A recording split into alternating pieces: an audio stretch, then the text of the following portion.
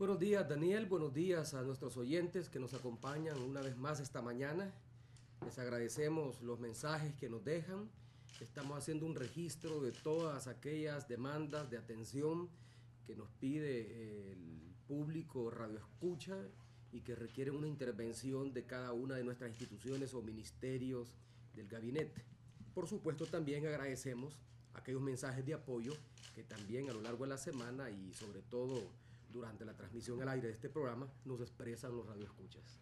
Así es, y nos han llegado en gran cantidad, presidente. Desde el pasado programa hemos tenido 693 llamadas que nos han llegado de diferentes tipos, como ya usted lo decía, solicitándole acciones concretas, consultas específicas, y el equipo de la presidencia está canalizando obviamente estas preguntas según corresponda a la instancia de gobierno de la República. Amigos y amigas, pues estamos ya listos. También les informo que entre el domingo y, como ya lo decíamos, y este día tenemos 693 llamadas. Bueno, y también les reiteramos a que marquen el 135, nos hagan sus preguntas, las inquietudes que tengan a bien realizar al presidente, y también lo pueden hacer a través del 135 desde cualquier operadora de telefonía, y también por supuesto al correo electrónico conversando@presidencia.gov.sb. Damos comienzo así entonces al programa número 13, Conversando con el Presidente.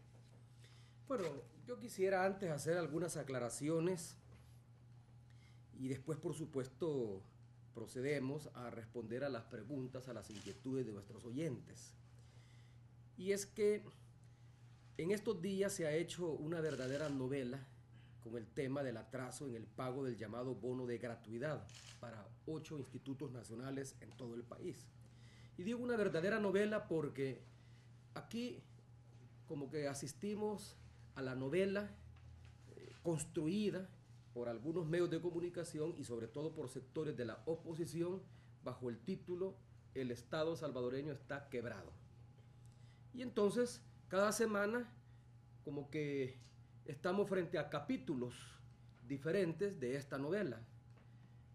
¿Y por qué digo esto? Bueno, hasta semanas atrás hablábamos del atraso en los salarios de la Policía Nacional Civil, cuando nosotros demostramos que no hubo ningún atraso en el pago de salario, puesto que se hizo en el tiempo como se viene pagando a los servidores públicos, particularmente a quienes integran las fuerzas de seguridad y de orden público.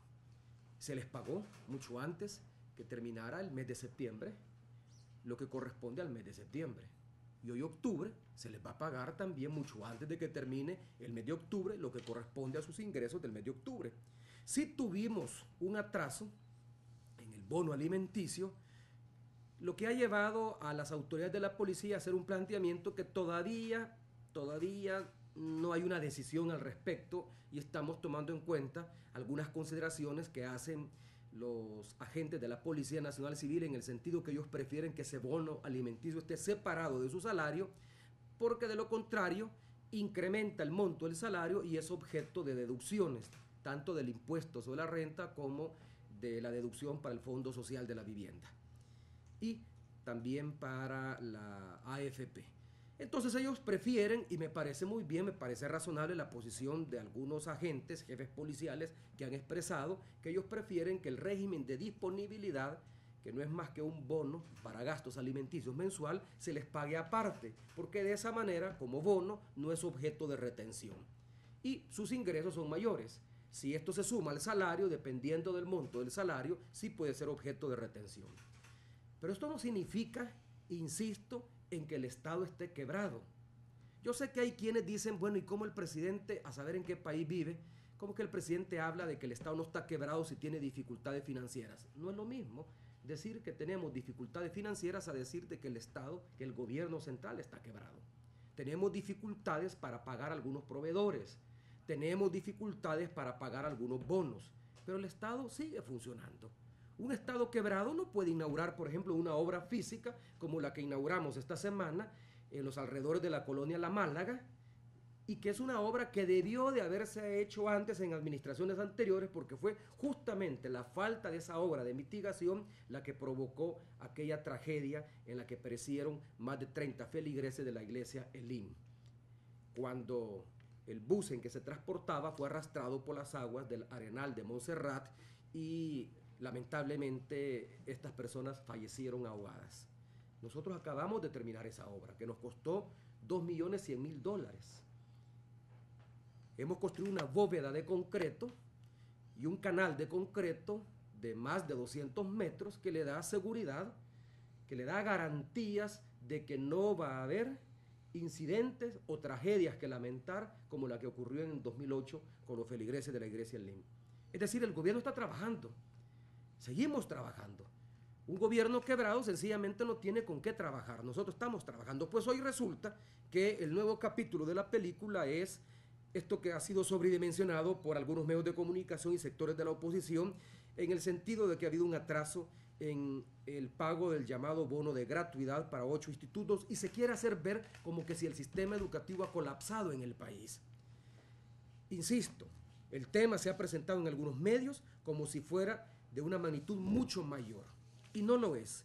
No estoy diciendo con esto, e insisto, no estoy negando de que no ha habido atrasos, pero esto no significa que el sistema educativo haya colapsado.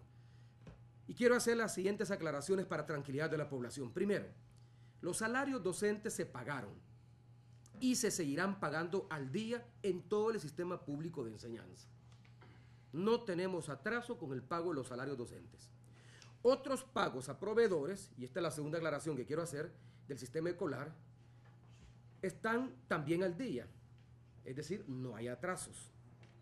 En estos 8 institutos, tercer punto a aclarar, que han denunciado un atraso en el bono de gratuidad, ya se han hecho desembolsos para algunos de ellos y en los próximos días los recibirá el resto. El problema es que dedican 2-3 páginas a la noticia de que el bono de gratuidad se ha atrasado y dedican apenas una pequeña columna y unas cuantas líneas de un par de párrafos a la aclaración que ha dado el ministro Hato Asbun al respecto.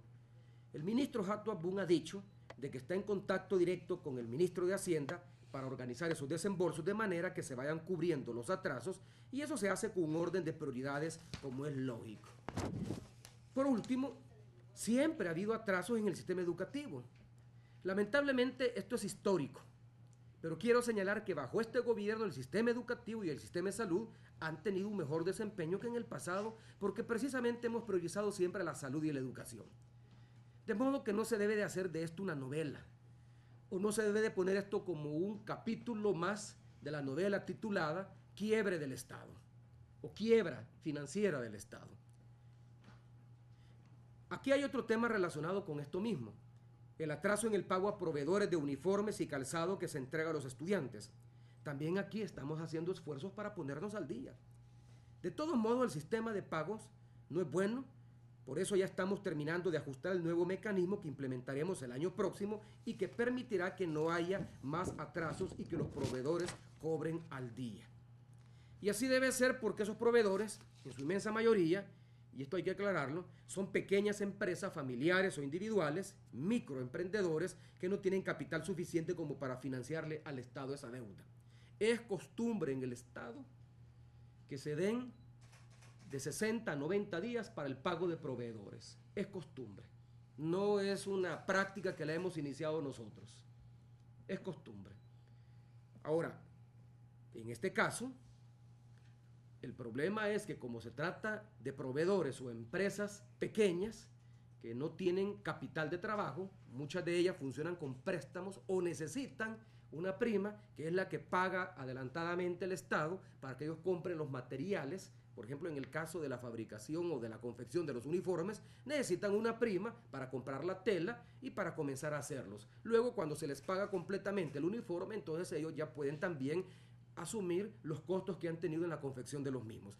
La pequeña empresa y sobre todo la microempresa familiar funciona de modo diferente y de ahí es donde viene la dificultad. Pero el mecanismo de pago entonces lo tenemos que corregir para de modo tal que el próximo año ya no tengamos este tipo de problemas. A través del Banco Nacional de Desarrollo y del Banco Hipotecario, los proveedores podrán cobrar al día y serán estos bancos los que financiarán al Estado. Pero hay que tomar en cuenta que el Banco Nacional de Desarrollo funciona hasta ahora. Su ley fue aprobada en el año anterior y fue hasta el mes de enero que entró a funcionar el banco. Y el banco ya está disponiendo de un capital necesario para microemprendedores que antes no teníamos. Es como el anuncio que hice hace un par de semanas y que algunos me están diciendo, bueno, ¿y cuándo es que se va a concretar? Estamos ultimando los últimos detalles con el Banco Nacional de Desarrollo, con Bandesal, para anunciar la línea de crédito para todas las señoras de los mercados, de modo tal de que no sigan cayendo en manos de los agiotistas y cuenten con un crédito blando que les permita trabajar. Como también algunos créditos que vamos a facilitar también a emprendedores, que son el resultado del programa de apoyo temporal al ingreso, del PATI, que tenemos en los municipios más pobres del país y que va orientado a madres solteras y a jóvenes que reciben capacitación, pero al mismo tiempo reciben un bono mensual para poder mantenerse. Una vez son capacitados, pues necesitan un capital de trabajo pequeño, que eso lo estamos también negociando con el Banco Nacional de Desarrollo, de tal manera que ese capital de trabajo lo puedan manejar ellos y se les proporcione como crédito blando a estos pequeños emprendedores. Pero esa es la situación. Esa es la situación en la que nos encontramos. Ahora, hay medios de comunicación, y lo digo con precisión. Por ejemplo, esta semana vi un reportaje de la cadena Univisión, donde quiere hacer aparecer al gobierno salvadoreño como un gobierno quebrado. Y por supuesto la declaración que llevaban, entre otras, pues la declaración que llevaban era la del jefe de fracción del partido Arena, el diputado Donato Baquerano, quien aseguraba que el gobierno está quebrado. Imagínense el impacto que esto tiene a nivel internacional, sobre todo con la cobertura de un noticiero de Univisión. El mensaje que estamos enviando a las calificadoras de riesgo, el mensaje que estamos enviando a los inversionistas potenciales que puedan venir luego que firmemos con la Corporación Reto del Milenio, el Fomilenio 2, y tengamos el desembolso del segundo compacto, que una vez firmado hoy en noviembre, si Dios lo permite, el desembolso tendría que ser durante el primer trimestre del próximo año. Bueno, los inversionistas no van a querer venir a un país donde las noticias lo están presentando como un gobierno quebrado. Si este gobierno estuviera quebrado, habría colapsado, no funcionaría, no le pagaríamos a ningún empleado público. Tenemos atrasados algunos bonos, tenemos atrasados algunos subsidios como el subsidio al transporte, los demás subsidios van al día. Tenemos atrasado algunos pagos a proveedores, pero de ahí el resto de ministerios, el resto de instituciones pagan puntualmente a sus proveedores. El hecho de que nos hayamos atrasado con 8 institutos en el bono de gratuidad, atrasado no significa que ya no lo vamos a dar. Cuando una familia quiebra, sencillamente tiene que renunciar, entregar la casa, entregar el vehículo que ha comprado, porque ya no lo puede seguir pagando. No es el caso nuestro. Nosotros estamos haciendo esfuerzos para ponernos al día. Ahora, necesitamos también para esto la colaboración de la oposición. Y aquí hay un tema que me he venido refiriendo a él en forma permanente y ahora lo voy a hacer porque los tiempos están actuando en nuestra contra. Me refiero a la decisión que debe de tomar la fracción legislativa del Partido Arena en la Asamblea en los próximos días, porque el tiempo se nos está agotando, para aprobarnos los 800 millones de emisión de bonos que tenemos que hacer para honrar una deuda que fue adquirida por el gobierno del expresidente Francisco Flores. No es una deuda contraída por este gobierno, es una deuda contraída por el expresidente Flores, que sin qué ni para qué, sin que existiera ninguna razón, sencillamente dejó establecido que a los 10 años de contraída la deuda, o más bien a los 10 años de adquisición de los bonos que se emitieron en ese entonces, los portadores de los bonos pueden venir a El Salvador a cobrar el capital y los intereses acumulados a lo largo de estos 10 años. No sabemos cuántos van a venir a redimir esos bonos. Fueron 800 millones de dólares los que se emitieron, se pusieron en el mercado, fueron comprados, la mitad de ellos, aproximadamente 400,000, por las AFPs. Muy probablemente no vengan todos y no tengamos que desembolsar los 800 millones, pero tenemos que estar preparados. Y eso se lo hemos dicho al Partido Arena. No pretendemos utilizar esos 800 millones que nos autorice Arena. ¿Y por qué digo Arena? Porque se necesitan 56 votos para ello. Y solo tenemos 50, que son los votos del FMLN, del Partido de Conciliación Nacional, del Partido de la Esperanza y probablemente de Cambio Democrático, y con lo cual tendríamos 51 votos. No tenemos los 56. Faltan los votos de Arena. Arena no nos está haciendo ningún favor. Arena no está haciendo ninguna concesión. Es un asunto de responsabilidad fiscal. Fue Arena, siendo presidente, el expresidente Francisco Flores, quien emitió esos bonos, los puso en el mercado, fueron comprados y se dejó una cláusula en la cual se le permitía a los que compraran esos bonos redimirlos. ¿Qué significa redimirlos? Cobrarlos, cobrar el capital y los intereses acumulados a lo largo de todos estos 10 años. Así como pueden venir, pueden no venir. Pero ¿qué tal si vienen? ¿Qué tal si en diciembre vienen a cobrar los bonos que tienen? ¿Con qué les vamos a pagar? Imagínense la señal que enviamos a la comunidad financiera internacional si no tenemos capacidad de pago. Esto no tiene nada que ver con votos de conciencia y con el problema interno que tiene en estos momentos el partido Arena, de que hay algunos diputados que no quieren votar conforme las directrices del Consejo Ejecutivo Nacional. Ahí han construido toda una novela de compra de voluntades, de cajas de dinero que estuvieron pasando en la plenaria anterior. Bueno, dicho sea de paso, esta anécdota de la caja de dinero, yo estuve viendo con mucha atención la sesión plenaria donde escuché a Donato Baquerano, jefe de fracción de Arena, cuando hubo una solicitud de un diputado del partido Gana, Mario Tenorio, de que se diera un receso. Inmediatamente el jefe de fracción dijo que le preocupaba porque había visto unas cajas que habían entrado al pleno y él asumía que ahí iba el dinero para comprar la voluntad de algunos diputados del partido Arena. ¿Y qué caja era? Después me explicó el presidente de la Asamblea Legislativa que era la caja que contenía los documentos de la comisión ad hoc, de la comisión investigadora para el caso de la elección de los magistrados del 2009 de la Sala de lo Constitucional. La Asamblea creó una comisión, la Asamblea decidió archivar ese expediente y decidió entregarle los documentos de todo un expediente de investigación que llevó a cabo esa comisión especial al presidente de la Asamblea Legislativa. Entonces le hicieron entrega de una caja que dicen que estaba forrado con papel celeste y blanco.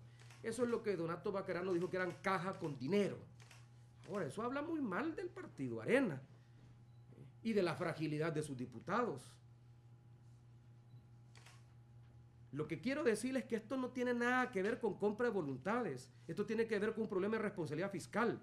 Y no solo están los 800 millones, están 2 créditos que solo requieren la ratificación de la Asamblea Legislativa y que no me cansaré de insistir en ello. No son créditos que tengan motivación política, son créditos que el país necesita. Un crédito ya aprobado, pero que falta su ratificación por 56 voluntades para salud.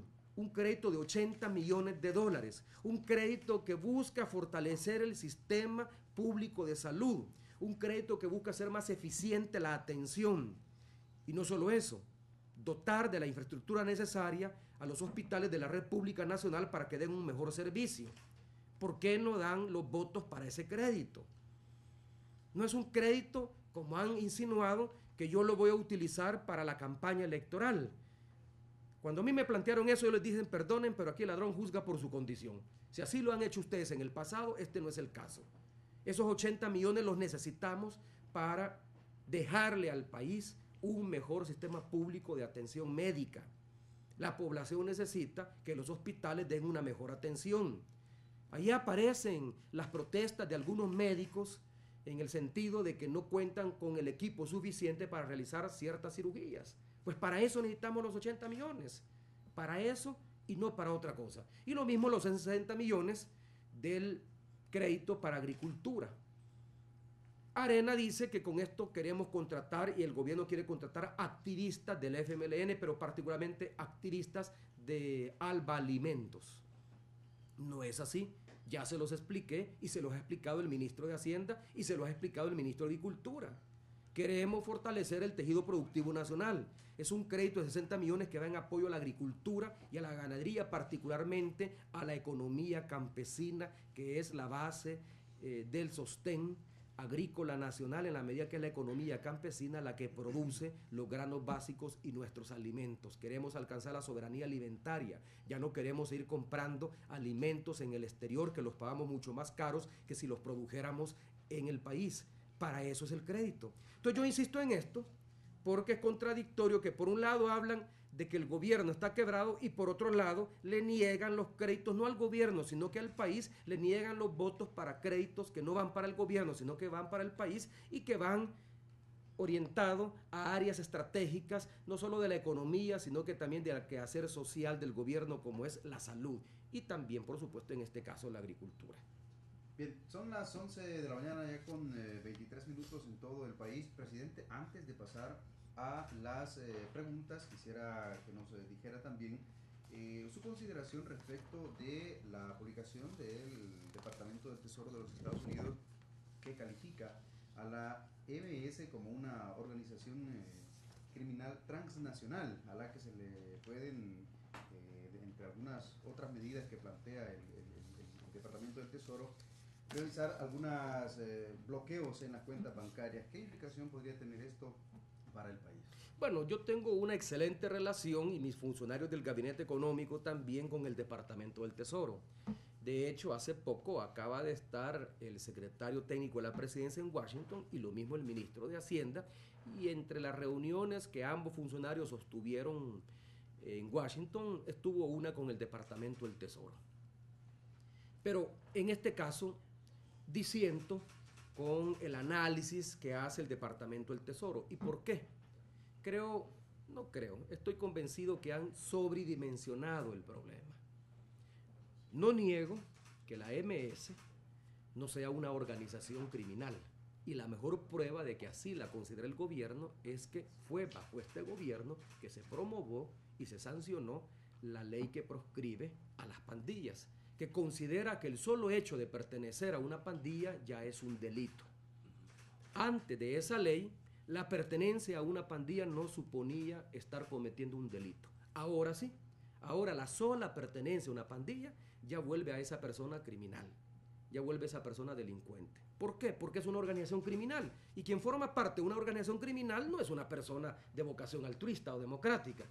Quien forma parte de una organización criminal es un delincuente per se.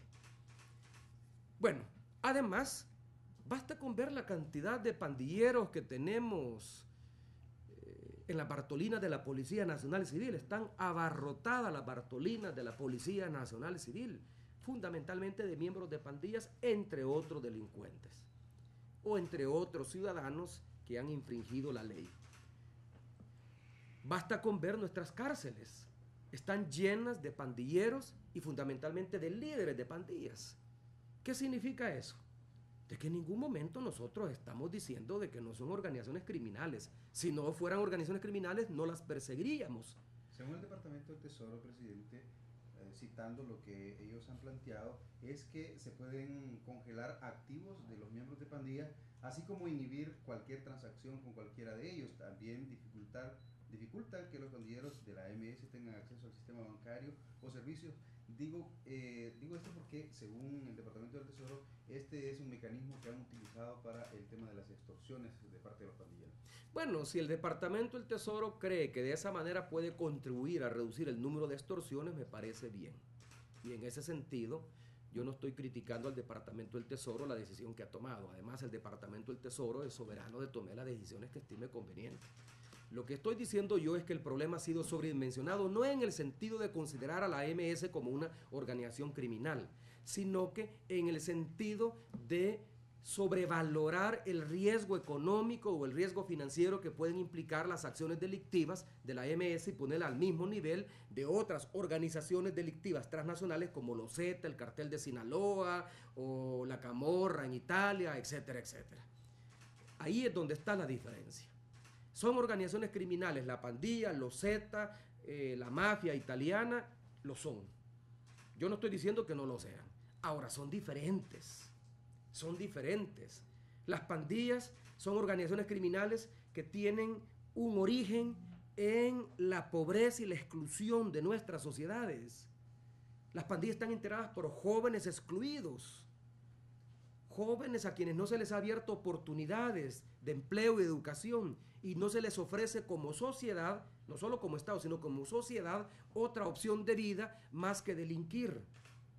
En el caso de los Zetas, del Cartel de Sinaloa, de los cárteles de la droga, no es producto de la pobreza de sus pueblos, es producto de la corrupción de las instituciones, de la debilidad de sus instituciones. Con esto no estoy diciendo que nuestras instituciones no sean susceptibles de ser corrompidas. Claro que sí, y por eso es que llevamos a cabo un proceso de depuración permanente de aquellas instituciones que nos toca a nosotros, como es la policía y la Fuerza Armada. Lo suyo tendrá que hacer el Ministerio Público y sobre todo el órgano judicial. Pero las pandillas, la mejor muestra que no basta con reprimirlas para que desaparezcan, es que eso es lo único que se ha hecho en todo este tiempo, y en lugar de desaparecer, han ido proliferando más organizaciones pandilleriles y más integrantes de las pandillas. Si así fuera, si basta con reprimirlas, si basta con ponerle restricciones financieras a las operaciones delictivas de las pandillas, como pretende el Departamento del Tesoro, entonces, enhorabuena, sigámoslas reprimiendo, sigámoslas persiguiendo, porque el gobierno nunca ha dejado de hacerlo, el gobierno sigue haciéndolo, y basta con ver la cantidad de operativos que realiza semanalmente la Policía Nacional Civil y las constantes detenciones, las constantes capturas que hace de líderes de pandillas. La unidad antipandillas. La unidad antipandillas es una mejor muestra de que el gobierno considera de que hay que perseguirlas, y en ningún momento hemos renunciado a esa tarea. Pero ahora, la cantidad de activos que maneja la MS, yo no digo que no maneje activos, pero no se compara al volumen de dinero que mueven los carteles mexicanos de la droga. No se comparan. Yo no digo de que no muevan activos. Tienen que moverlos. El resultado de las extorsiones a algún lugar va a parar. Dicen los líderes pandilleros por confesión propia que con esto mantienen a sus familias. Y han dicho de que si nosotros les aseguramos como Estado y como sociedad, insisto, como sociedad, porque la responsabilidad no solo es del gobierno, sino que de la sociedad salvadoreña entera, si nosotros les aseguramos otra fuente de ingresos, no tienen por qué recurrir a las extorsiones. No los estoy justificando. Pandillero que extorsiona es pandillero que tiene que ser incriminado, perseguido y metido a la cárcel, porque esta es una actividad delictiva. Pero es más fácil para la sociedad salvadoreña y para el Estado salvadoreño sustituir la extorsión por trabajo, de tal manera que el ingreso que obtienen por la extorsión o por el narcomenudeo lo obtengan a través de un trabajo decente, que es lo que puede hacer el Estado y la sociedad mexicana para sustituir los ingresos multimillonarios que tienen organizaciones criminales como los cárteles de la droga, que tienen inversiones fuera de México, en bancos offshore, en bancos donde no hay control, donde no hay restricción y donde el dinero puede ser lavado sin ningún problema. Entonces, si el Departamento del Tesoro ha decidido congelar los activos de que tenga conocimiento y los bienes de que tenga conocimiento de la MS, me parece muy bien. Pero con esto no resuelve el problema. Está bien congelar los bienes de los cárteles de la droga y sobre todo los jefes del narcotráfico. Cuando nosotros vemos en los periódicos, en los noticieros internacionales, a esos capos de la droga mexicana, al jefe o al número uno de los Zetas o de otros cárteles de la droga, estamos hablando del Golfo, por ejemplo, Sinaloa, etcétera, pero los Zetas fundamentalmente, que es considerado el cártel de la droga mexicano más fuerte, más poderoso, más bestial, más criminal, pero que maneja sumas considerables de dinero. Cuando estamos viendo que capturan a uno de estos, basta con revisar las cuentas para ver la cantidad de dinero que mueven.